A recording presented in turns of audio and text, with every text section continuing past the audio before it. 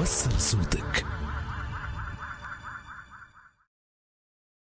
تراكن الانترنت اللي ناوي على فصل علاش خاطر باش يصبح رياضي باش يصبح الخدمه والعمل لا فما برشا ناويين على الفصل علاش خاطر باش يصبحوا يرفضوا علاش اخطانا من هذا باش نحكي لك على سيت اسمه كويك ستارتر. هذا سيت الناس اللي عندهم بروجي جدد عندهم مشاريع انوفونت يحطوا الفكره نتاعهم على السيت هذا والناس اللي هما انتريسي بالبرودوي نتاعو يعملوا دي بري كوموند باش هكاك يخلصوا فلوس يعاونوا باش يديفلوبي البروجي نتاعو.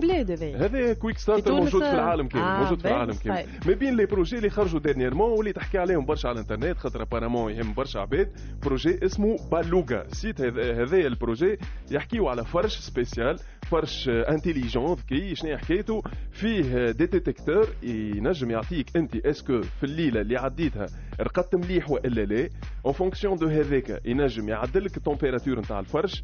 هو مكون من دي بول دير ينجم معناها يردوا كونفورتابل اكثر والا يعمل فيه دي فيبراسيون ادابتابل يعني حسيلو قوي ياسر ينجم يكابتي لي سيكل دو سومي نتاعك وقتاش انت بديت تفيق شويه يعمل لك دي فيبراسيون كي تشخر يعمل دي فيبراسيون بيان سور باش انت تدور حسيلو فيه برشا دي فونكسيوناليتي اسمه بالوغا البروجي هذا. نجموا تعملوا دور على انترنت تلقاوه سينو فما فيديو اللي هي تفسر الفونكسيوناليتي هذوما الكل. تو نحطوا الفيديو على الباج احلى صباح باي موزايك فهم وانتم اعطيونا رايكم فيه. انا تمنيت يكون السيت هذا تونسي ولا او موان تونس نجم تشارك فيه خاطر عنا برشا افكار واللي ناقصه دعم وتمويل باش واحد ينجم يبلورها.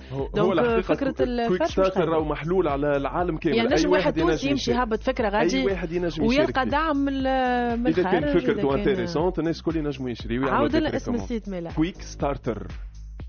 تراكن الانترنت.